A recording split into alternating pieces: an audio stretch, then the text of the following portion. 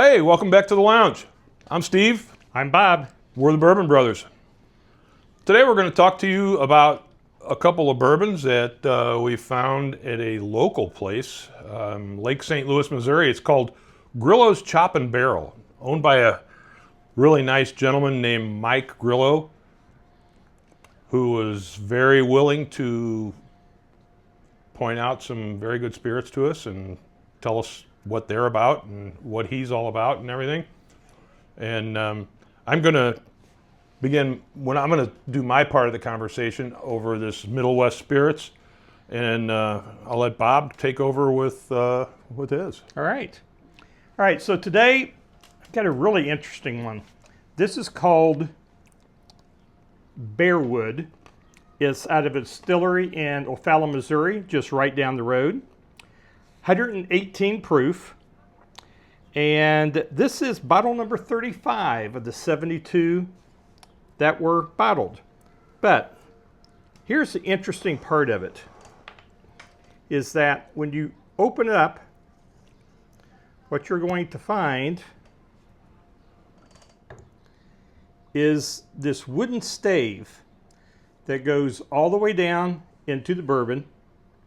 And up until just now when I opened up the bourbon, this wasn't really doing much of anything. But now that it's open and it's gaining air, every time we open this bottle and try it, it's going to have a slightly different profile as a result of the wood. So, first time for either of us on this particular bourbon.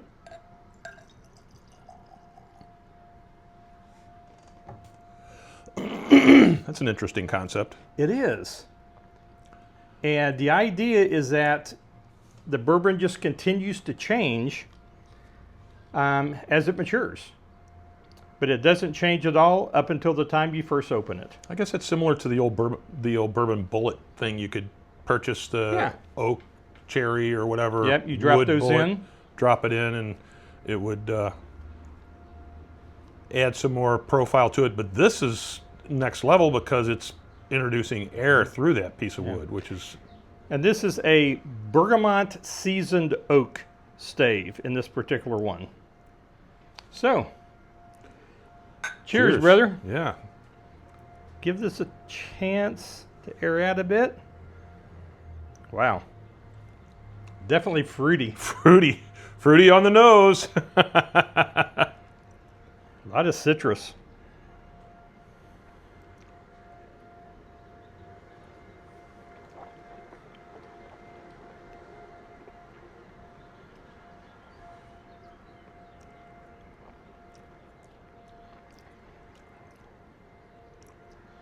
Yeah, lots of orange, lots of lemon. Very citrusy. Get kind of a hint of the caramel.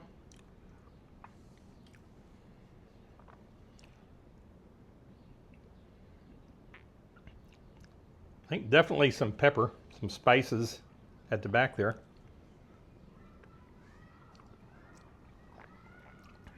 So yeah, that's a very nice sipper.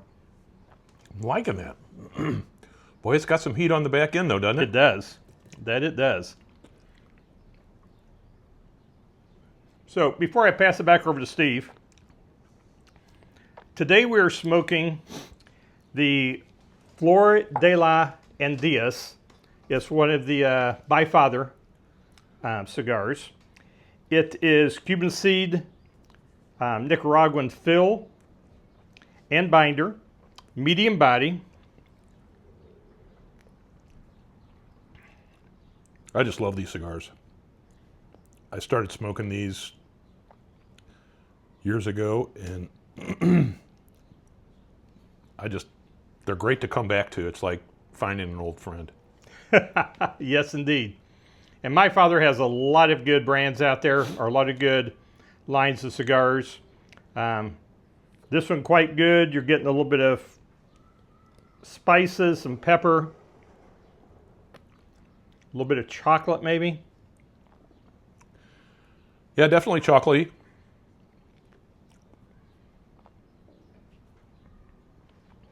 but definitely a nice medium-bodied smooth smoke. Give me a little bit more of this Bearwood.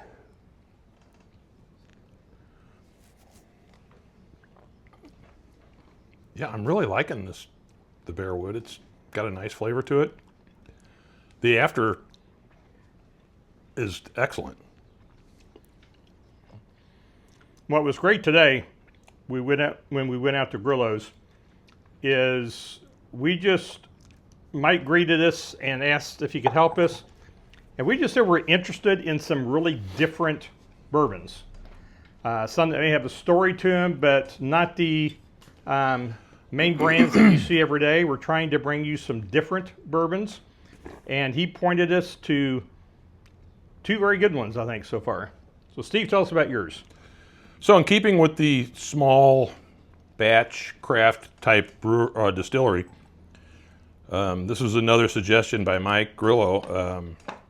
Middle West Spirits wheated bourbon whiskey. It's what they call the Miquelon Reserve. It was a grandfather, Miquelon, was the inspiration behind that, and it's 95 proof, distilled in Columbus, Ohio, with yellow sweet corn, winter wheat, pumpernickel rye, and barley. Again, Mike Grillo did a fantastic job of directing us to several good bourbons. And let's give this a whirl. Yeah, if you're not sure what to buy when you go into the store, just ask him. He'll point you to some good stuff. Now I'll give you my glass here. Thank you.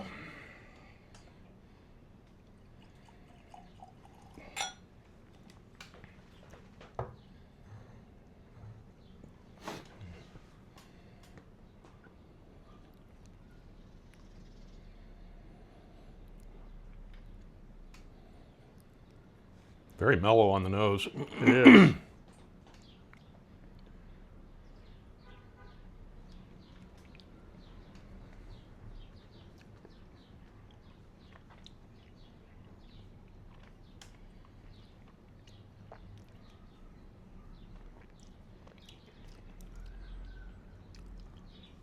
Strong coconut cream, sweet cream, get a little bit of banana. You get a little bit of orange, but I don't know if that's maybe a carryover from the Bearwood or not. But You taste the toffee? Nice hint of toffee in Yeah. it too. I like the spices at the back.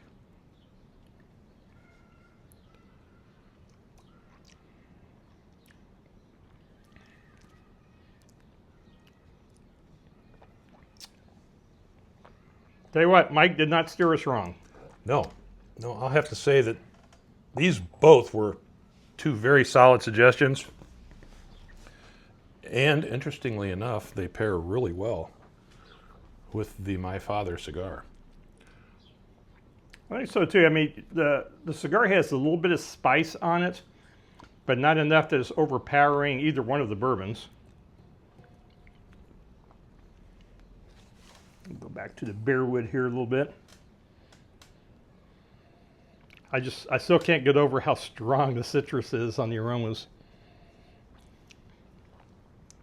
It's definitely a stark contrast between the two bourbons. Two very different bourbons. Yes.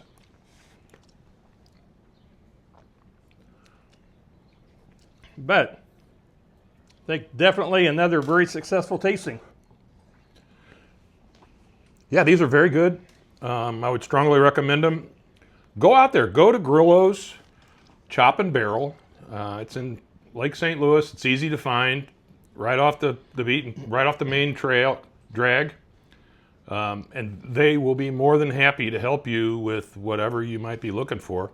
Yeah, and you might even think about bringing a small cooler. His meat case, there were some beautiful looking marbled ribeyes in there, and I definitely favor the ribeyes, but some really nice thick filet mignons. There was a beautiful looking tomahawk in there. Yeah.